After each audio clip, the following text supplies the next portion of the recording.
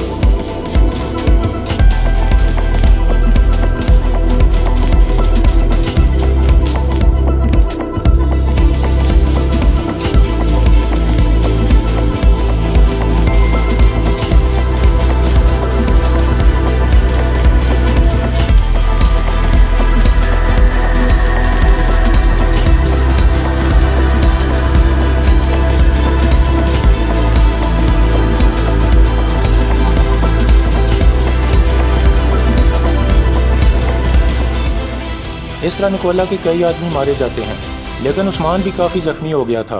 फिर वो बुलंद आवाज़ में कहता है, रास्ते में गात लगाने वाले गीदड़ों का हम एक एक करके शिकार करेंगे। हम पीछे हट रहे हैं। यह सुनकर निकोला कहता है, उस्मान को भागने मत देना। इतने में मलन खातून भी उस्मान के पास आ जाती है, जबकि निकोला के आदमी उस्मान पर हमला कर देते हैं। इस तरह उस्मान और मलन खातून पीछे की तरफ निकलने में कामयाब हो जाते हैं, जबकि निकोला और उसके आदमी पीछा करने लगते हैं। उस्मान और मलन खातून एक जगह पहुंचकर रुक जाते हैं और एक दरख्त के साथ बैठकर तीर कमान तैयार करने लगते हैं।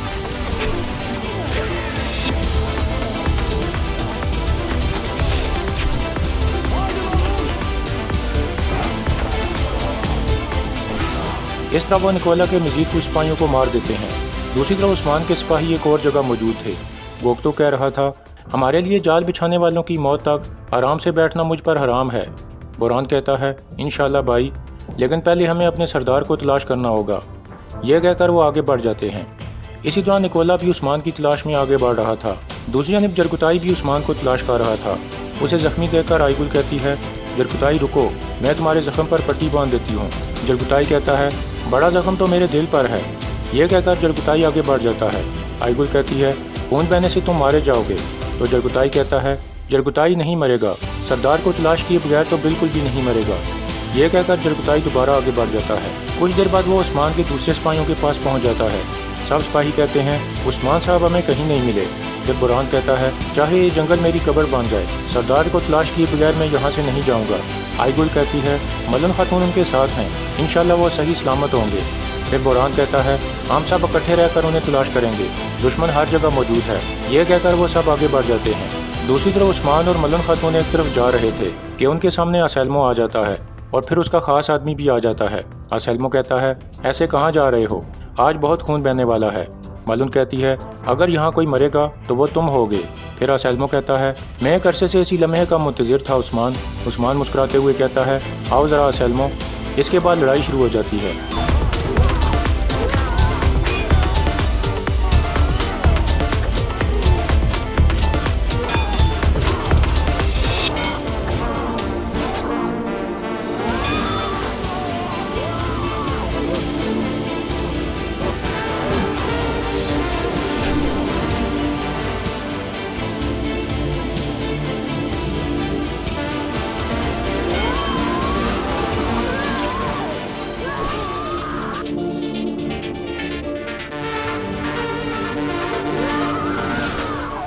इस तरह मलन खातून डियागो का खात्मा कर देती है और फिर मुड़कर उस्मान को देखती है।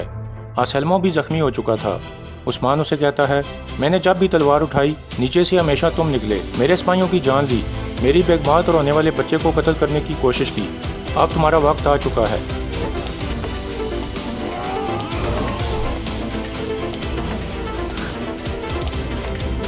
इस तरह असलमो का भी खात्मा हो जाता है। फिर उस्मान उसके जिस्म से अपनी तलवार और खंजर निकाल लेता है। मलन खातून पुरसकून होकर उसके गले लग जाती है, लेकिन इतने में उन्हें कुछ आवाज़ें आने लगती हैं। यह सुनकर उस्मान कहता है, चलो चलें। इसके बाद वो आगे बढ़ जाते हैं। दूसरी तरफ निकोला एक जगह पहुंचकर रुक जाता है और अरगोस को कहता है, तुम दूसरे सिपाहियों के पास पहुंचो और मिलकर उस्मान को तलाश करो। खबरदार अरगोस, उस्मान को तलाश किए बगैर मेरे पास मत आना। उस्मान को हम आज इसी जगह पर कत्ल करेंगे। इसके बाद वो सब आगे बढ़ जाते हैं। दूसरी जानिब उस्मान और मलन खातून भी आहिस्ता आहिस्ता आगे बढ़ रहे थे। इसी दौरान कुछ कतालूनिया वाले उनके करीब पहुंच जाते हैं।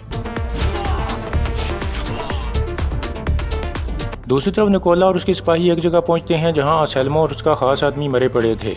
उन्हें इस हाल में देखकर निकोला हैरान परेशान हो जाता है। फिर वो असलमो के करीब आकर उसे चेक करने लगता है और कहता है, वो आदमी उस हालत में इस आदमी का ये हाल कैसे कर सकता है? ये कैसे हो सकता है? वो आदमी मर क्यों नहीं रहा? निकोला बार बार यही अल्फाज दोहराने लगता है कि वो उस्मान मार क्यों नहीं रहा। फिर वो अपने सिपाहियों को कहता है, हर तरफ फैल जाओ और उसे तलाश करो। यह सुनकर निकोला के सिपाही भागने लगते हैं और फिर निकोला भी आगे बढ़ जाता है। दूसरी तरफ उस्मान की हालत मुसलसल ख़राब होती जा रही थी। फिर वह घुटनों के बल गिर जाता है तो मलन खातून उसे सहारा देने लगती है। फिर उस्मान कहता है, हमें यहाँ कोई गार तलाश करना होगा। इसके बाद मलन खातून मुश्किल से उस्मान को सहारा देकर खड़ा करती है और फिर वो दोबारा आगे बढ़ने लगते हैं। इसके बाद रात का वक्त हो जाता है। अरमनकाया किले में मारी कह रही थी, उस्मान और उसके कबीले को बुजक वक्त तबाह करने से तुर्कों का खात्मा हो जाएगा। कोशिश कहता है, उस्मान मरेगा, लेकिन उस्मान के मरने के बाद बच जाने वाले तुर्कों को ऐसे ही नहीं छोड़ा जा सकता। यहाँ तुम्हारे ऊपर भी एक जिम्मेदारी आयद होती है मारी कहती है, तो आप तुर्गत के बारे में बात कर रहे हैं। कोशिश कहता है, हाँ तुर्गत, उसे हमें अपनी सफ़ों में लाना होगा। तुम ये कैसे करोगी? मारी कहती है, हर कोई ताकत को पसंद करता है भाई, मैं उससे ताकत का वादा करूँगी। वो इतना बहादुर है कि उस्मान को शिकस्त दे सकता है और पुरजोश भी है। मुझे यकीन है कि वो ये मायदा ज़रूर कबूल करेगा। कोशिश कहता है, तो फिर कल तुम्हारा सबसे पहला काम तुर्गत के पास जाना है। मुझे तुम पर भरोसा है मारी कहती है, आप फिक्र न करें, अब से तुर्गत मेरी मुट्ठी में है। दूसरी जानिब उस्मान और मलन खातून एक गार में पहुंच जाते हैं। मलन खातून उस्मान को एक तरफ बिठा देती है। उस्मान कहता है, तीर निकालो मलन, जल्दी करो। फिर मलन लकड़ियाँ उठाने के लिए बाहर चली जाती है। थोड़ी देर बाद वो कुछ लकड़ियाँ उठाकर ले आती है और आग जलाने लगती है। आग जलने के बाद मलन अपना खंजर उसके अंदर रख देती है और फिर उस्मान के पास आकर उसके जिस्म से तीर निकालने लगती है।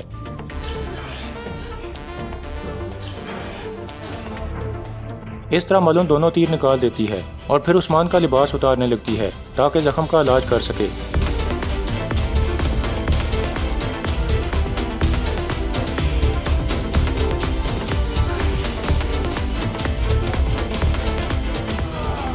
इस तरह मलन खातून उस्मान के जख्मों पर गर्म खंजर लगाकर खून रोक देती है और फिर कहती है, या अल्लाह उस्मान को ताकत अता फरमा।